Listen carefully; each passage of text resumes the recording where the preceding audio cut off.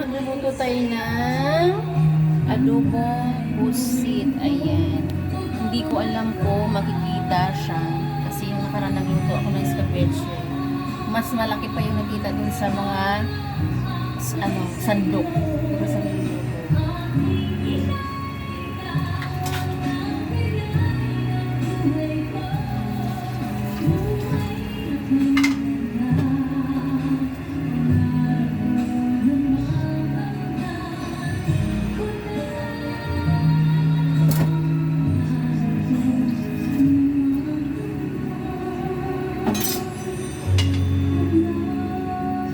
Guys, ginisa ko na yung ating luya. Gusto ko talaga inuuna yung luya, guys, para maano yung lasa na yung luya.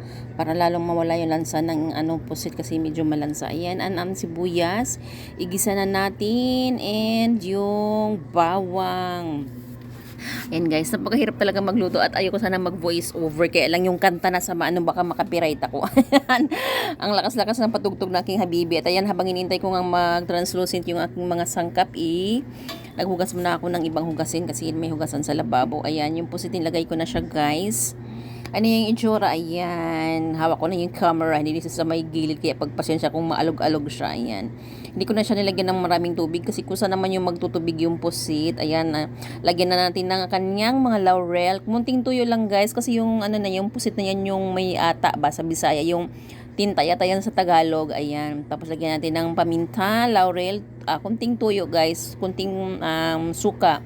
Para may asim ng konti. Ayan. At dahil dyan, takpan na natin. Ano ba yan? Takip ko lang. Nandito ka na, nabuksan ka na.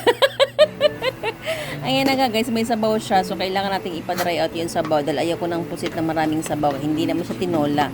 Yan ay adobo. Ayan, patayuin na lang natin ng kunting-kunti yan. Ayan, malapit na siyang maluto. At ayan na nga guys, apakabilis naman. Ayan, ayan na siya, kakain na tayo. Ano na siya guys, nagmamatika, kunting sabaw lang. Nilagyan ko pala yan ng munting sugar guys. Kaya medyo may tamis ng konti. Ay, sarap na sarap.